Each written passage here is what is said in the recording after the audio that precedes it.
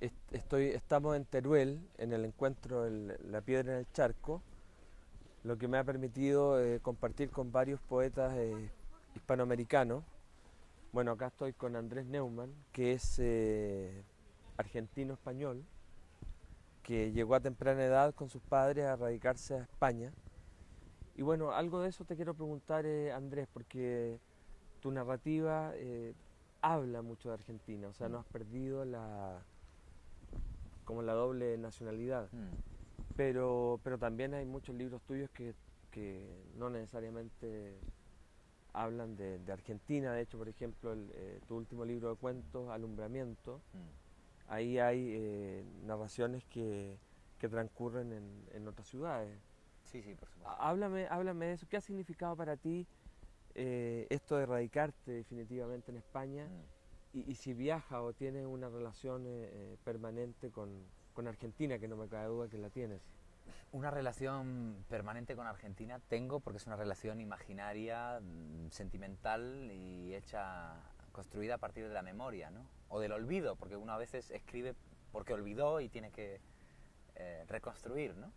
O sea que la relación es continua, no creo que la relación con un país dependa, sobre todo un país en el que uno se crió o nació, no creo que dependa de la cantidad de veces que viaja a ese país, No. ¿no? Que es solamente un traslado físico, ¿no?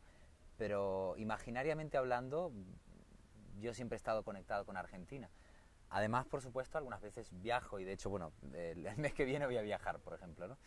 Um, lo que te da el haber emigrado, sobre todo emigrado muy joven, casi niño, es la sensación de que no estás en ningún lugar. Y la mayoría de mis cuentos que tú mencionabas en realidad no transcurren en ninguna parte.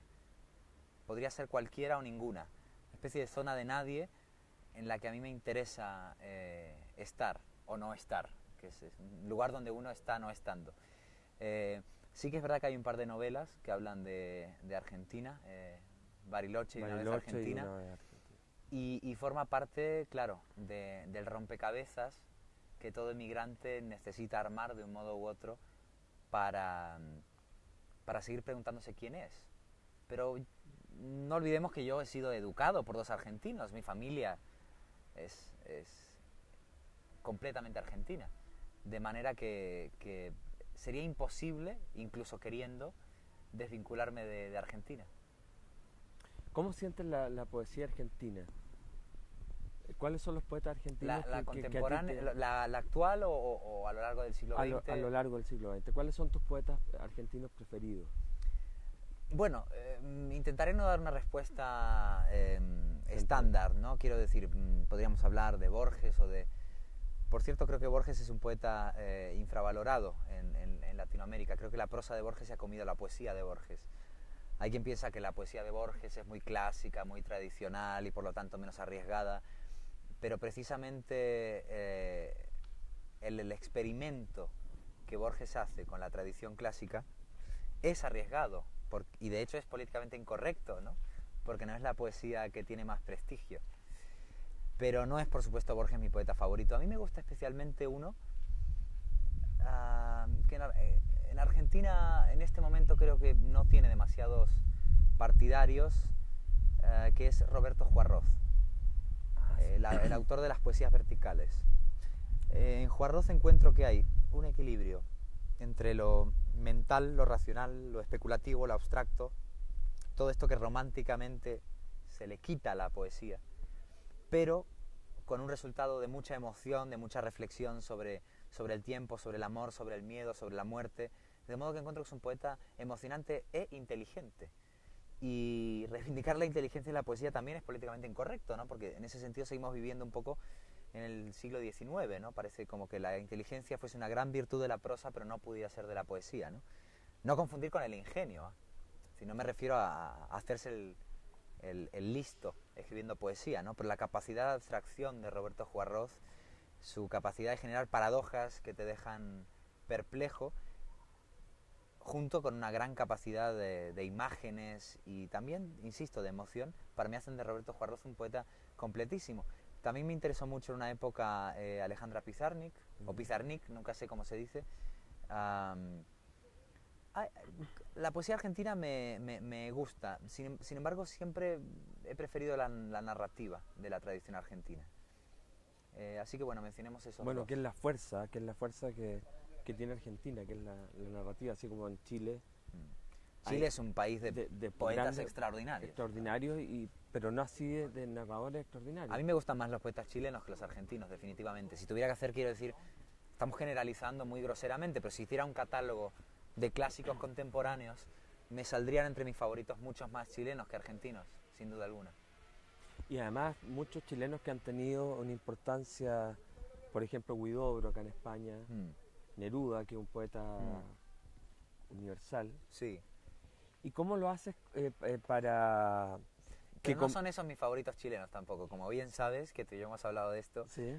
A mí me gustan más Oscar Hahn, Jorge Tellier, y también Parra y muchos otros, que insisto, creo que es un país asombroso, ¿no? Gonzalo Rojas, que sí es conocido en España. De hecho, no soy muy nerudiano. Yeah.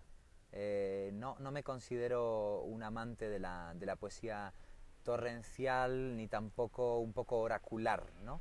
Encuentro que la poesía, como decía Juarroz, en otro sentido vertical, entendiendo por vertical en este caso que el poeta habla desde las alturas, a mí me interfiere con la emoción, que yo prefiero que sea horizontal, ¿no? En este sentido preferiría sin ninguna duda a Parra que a Neruda, ¿no?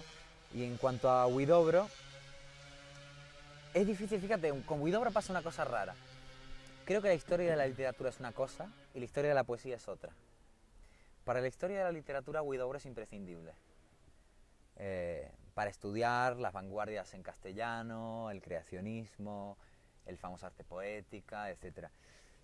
Pero si habláramos de los vicios del lector, no sé si hay mucha gente que en su casa relee Altazor. Muy poca. Sé que Huidobro no es solo Altazor, sé que está Ecuatorial, que es probablemente uno de los mejores libros, pero creo que Huidobro es un poeta más importante para la historia de la literatura que para la historia de los lectores de poesía. Y en este sentido es interesante subrayar esa diferencia, ¿no? Porque a veces cuando te preguntan por tus poetas, uno está tentado a dar una respuesta de manual, que no es real, ¿no? Porque creo que hay que hablar de los poetas que nos interesan íntima y visceralmente, y no de los poetas que creemos que son los más importantes para la historia. Eso sería redundante, todo el mundo lo sabe, ¿no? Además. Y es cierto lo que acabas de decir, porque Huidobro, por ejemplo, en Chile tiene una relación con la evolución de la poesía chilena, con la historia de la evolución de la poesía chilena. Él que estuvo en la década del 20 en París y que, bueno, era hijo de los dueños de la Viña Santa Rita, entonces la madre le mandaba dinero para que pudiera mantenerse en París, invitar a tomar el té a Benjamín Peret, etcétera, etcétera. Y él llevó a Cartagena, Chile, reproducciones de Giorgio de Chirico, la revista Minotaur. Entonces les presentó... Importó toda esa vanguardia. Importó esa vanguardia e hizo que en un momento dado en que Neruda copaba todo también, el año 38, que naciera un grupo surrealista chileno que es Mandrágora. Claro. Que por supuesto que no tuvieron mayor importancia porque era un surrealismo totalmente tardío. Pues, si se publicó claro. el primer manifiesto el año 24 y el otro el 28, y ellos el 38 hacían su manifiesto. No, además fíjate que hay vanguardias con repercusiones prácticas reales en la escritura y vanguardias con repercusiones académicas. La vanguardia de un Vallejo, de un César Vallejo, es una vanguardia que actúa en nosotros como lectores y como poetas, ¿no? O sea, yo considero, probablemente para mí, el gran poeta en castellano latinoamericano del siglo XX sea César Vallejo. Entonces, la influencia de César Vallejo es carnal.